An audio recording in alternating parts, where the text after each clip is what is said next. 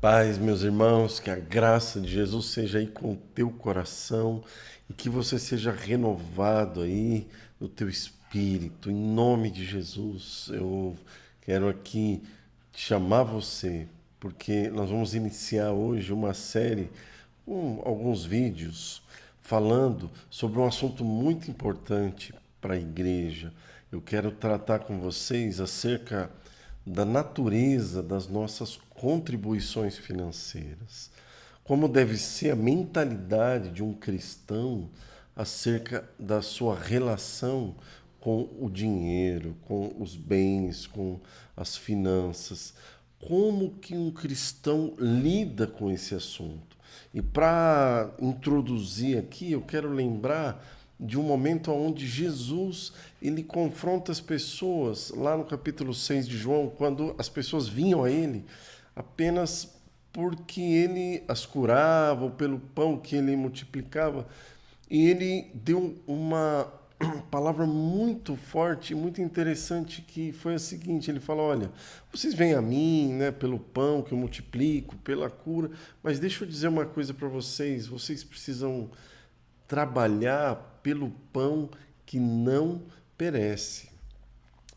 E aí eles perguntaram, mas então como nós vamos fazer para realizar as obras de Deus? E Jesus, ele define o que é a obra de Deus ali quando ele fala então, mas a obra de Deus, no singular, é uma só, é que creiais naquele que o Pai enviou. Então, posto esse fundamento de que por que, como igreja, nós ainda estamos aqui nessa terra? O que nós ainda estamos fazendo aqui se nós já fomos alcançados pelo Senhor, se nós já recebemos, né, a palavra no nosso coração, nós já respondemos ao Evangelho pela graça de Deus em fé? O que nós ainda estamos fazendo aqui se não cooperar para que a palavra de Cristo ela se multiplique, se não cooperar para que o evangelho avance, para que o reino de Deus se estabeleça nessa terra? Essa é a verdadeira razão pela qual nós cristãos ainda estamos aqui. E se nós estamos aqui por causa desse propósito, é muito claro que tudo que nós produzimos também precisa ser canalizado para esse propósito. Obviamente, não é que nós vamos entregar todas as coisas no sentido literal, mas tudo que nós somos e tudo que nós temos é dele, é do Senhor. Então,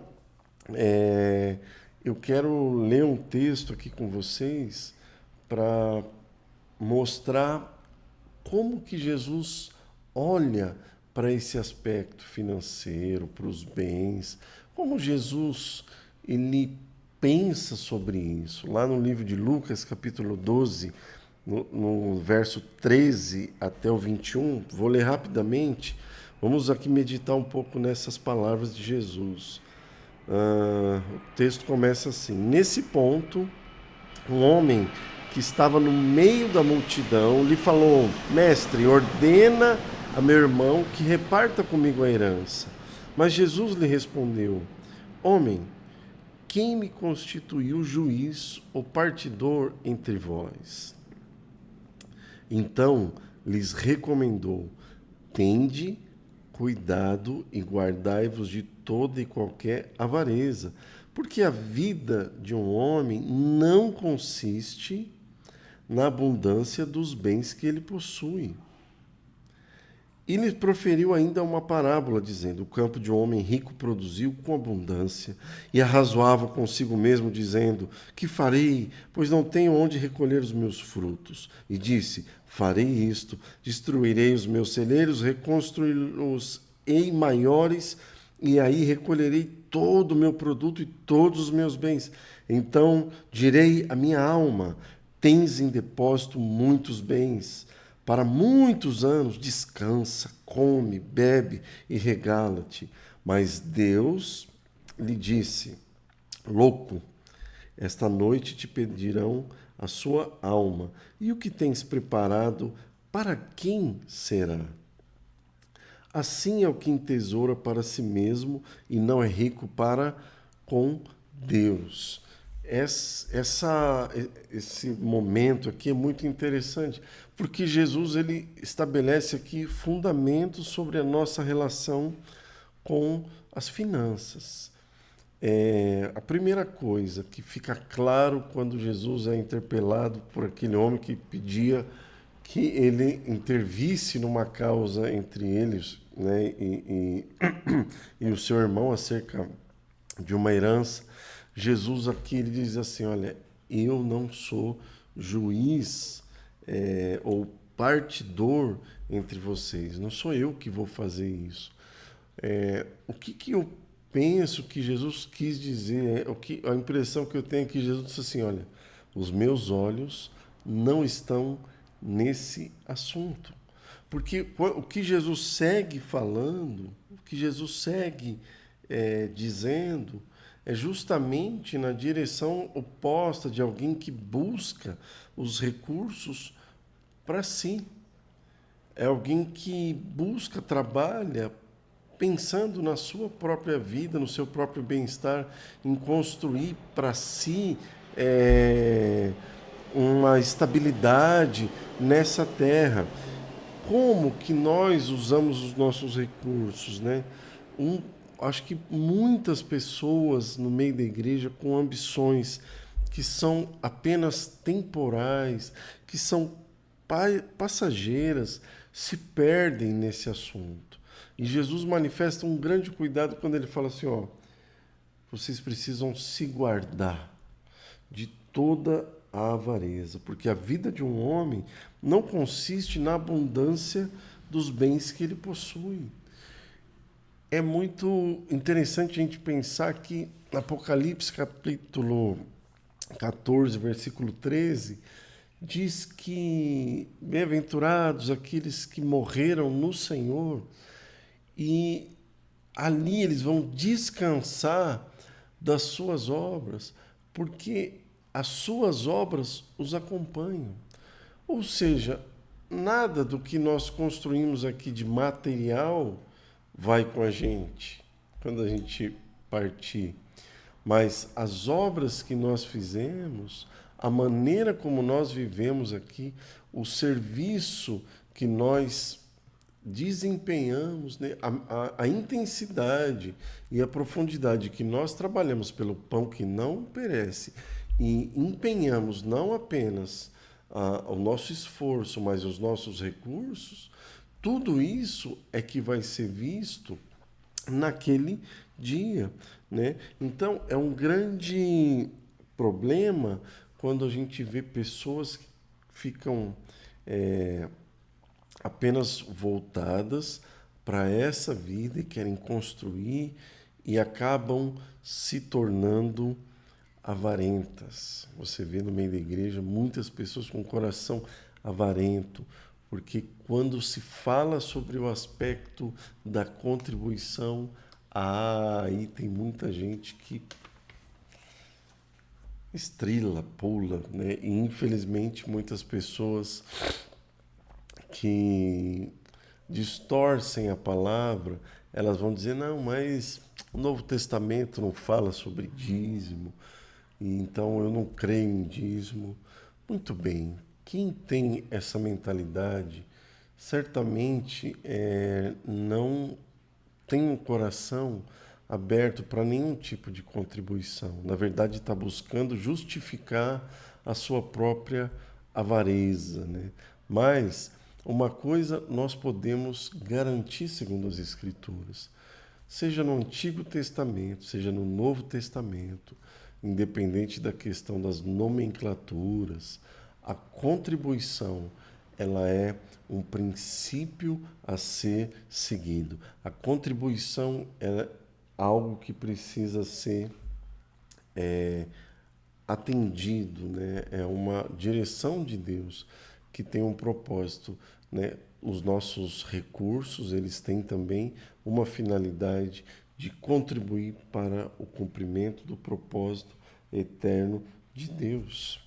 E eu quero aqui seguir o texto, né? Nós lemos do verso 3 até o 21, agora eu vou ler a partir do 22, para que a gente possa conversar mais um pouquinho sobre isso.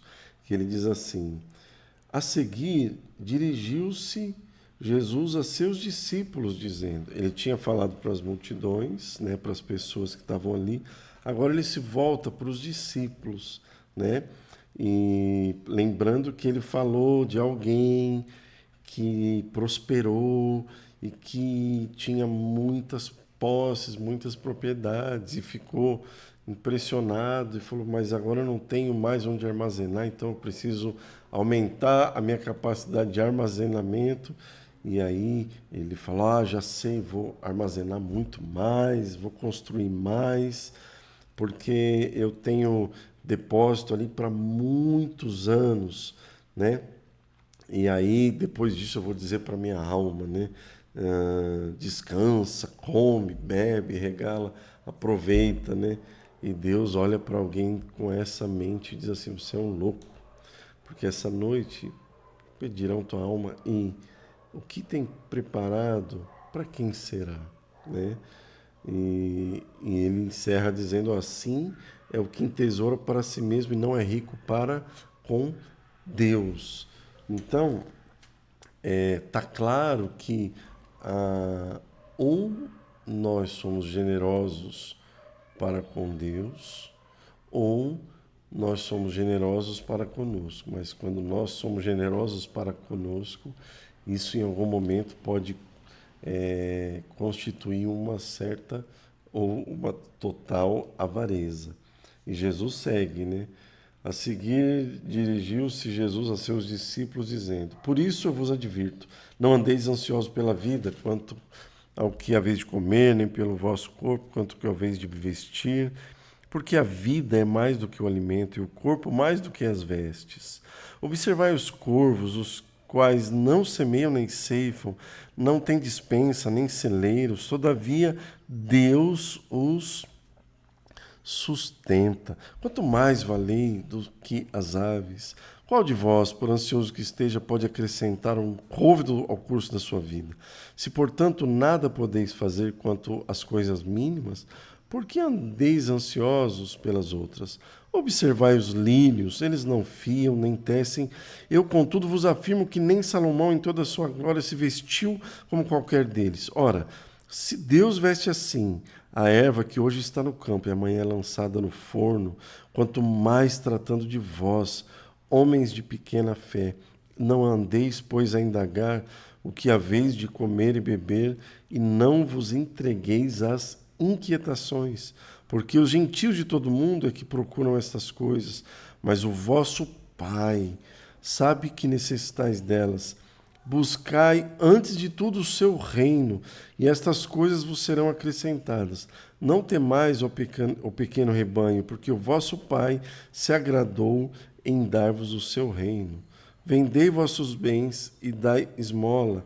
Fazei para vós outros bolsa que não desgastem, tesouro inextinguível nos céus, onde não chega o ladrão nem a traça consome.